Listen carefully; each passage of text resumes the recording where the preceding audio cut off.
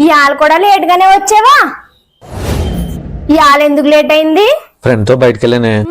మీ మొగోలు పని రైట్. పెళ్ళవక ముందు స్వేచ్ఛగానే తిరిగొస్తారు, పెళ్ళాక కూడా స్వేచ్ఛగానే తిరిగొస్తారు. పెళ్ళైన మగాడికి స్వేచ్ఛ. 5 రూపాయలు పెట్టి సిగరెట్ కొనుక్కుని 2 దమ్ముల్లాగి ధైర్యంగా ఇంటికి రాలేక నోరు స్మెల్ రాకూడదని మళ్ళీ 2 రూపాయలు పెట్టి సెంటర్ ఫ్రెష్ కొనుక్కుని నెమ్మలు ఇంటికి వస్తామే, దాని పేరేనా స్వేచ్ఛ? మాకిష్టమైన ఐపీఎల్ మ్యాచ్ టీవీలో వస్తూ ఉంటే టీ తాగుతూ ఆ మ్యాచ్ చూద్దామంటే ఆ టైంకి కార్తీక్ దీపం 2 సీరియల్ స్టార్ట్ అవుతూ ఉంటే మీకోసం మా మొబైల్లో ఆ మ్యాచ్ చూస్తూ అడ్జస్ట్ అయిపోతామే, దాని పేరైన స్వేచ్ఛ?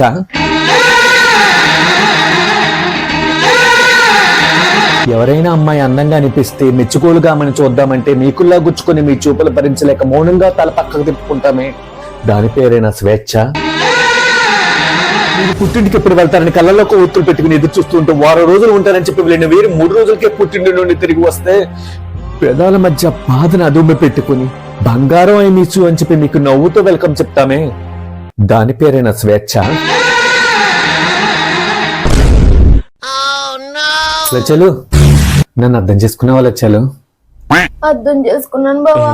సారీ బావా. నువ్వు ఇందాక మాటల్లోని ఎవరు అమ్మాయి అందంగా ఉందన్నావు కదా, ఆ అమ్మాయి ఎవరో చెప్పావా ముందు? ఆడాళ్ళు మహా కఠినులు.